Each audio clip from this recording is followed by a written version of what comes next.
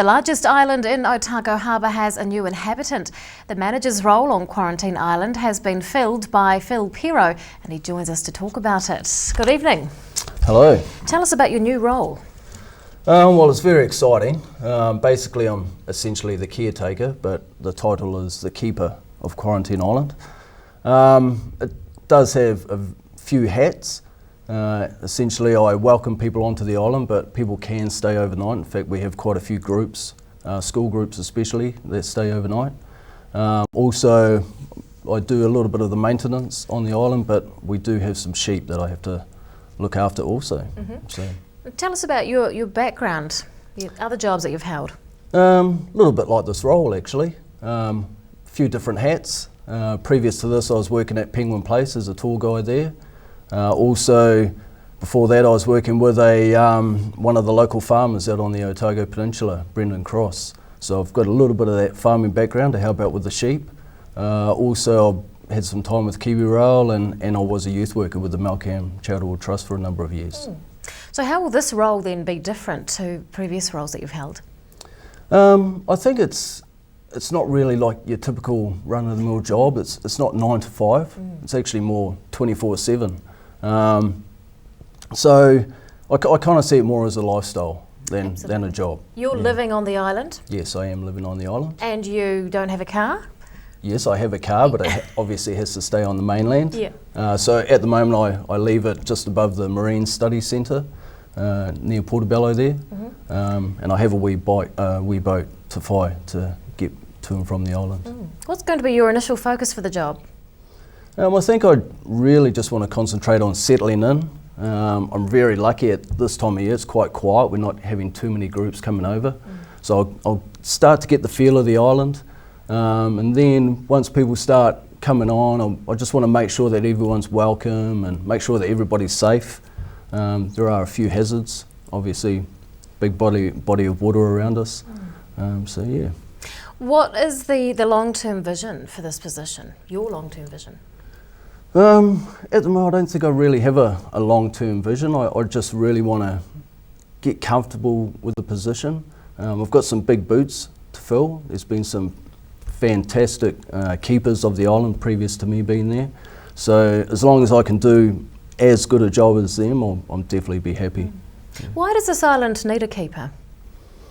For a while, we didn't have any keepers on the island, and with the historic buildings that we have there, a lot of them were graffitied, and I mean the Quarantine Island Kamotorua community, which manages the island and has done since 1958.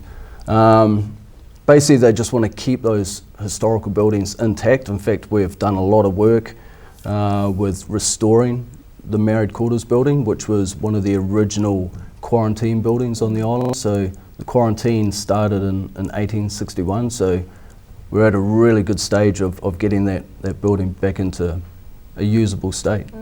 How will you be engaging the community with the island? We definitely would love more people to come to the island. In fact, we have an open day at the end of every month on a Saturday. So if people can come over on that day and get a little bit of a feel for the island, we're always encouraging people to get involved in projects. Basically, through our education program, we want more school groups coming through. We're trying to actually enhance that program. We've got quite a big ecological side of the island that we're trying to enhance. We're planting trees, obviously with the historic buildings, we're trying to enhance that side of it. So I think just by letting people know that it's there. I mean, if people just want to come over for the day, that's all good, but if they want to come over for the night, it's actually quite reasonable priced accommodation. In fact, it's fantastic. How big is the island? It is 14 hectares, so it's not huge. You can walk around it within about half an hour. It's roughly only 58 metres high.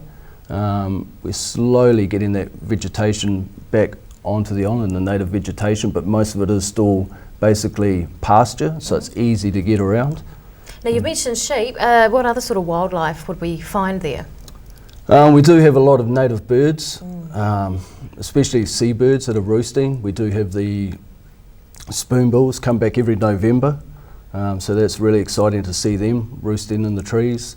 With all the other birds, we need to protect them, so we can't have any dogs on the island. However, we do have a rat and mice problem, but we've just been given some money to invest in some good nature traps, so that's another project that's in the pipeline. What do you think is going to be the biggest challenge of this role?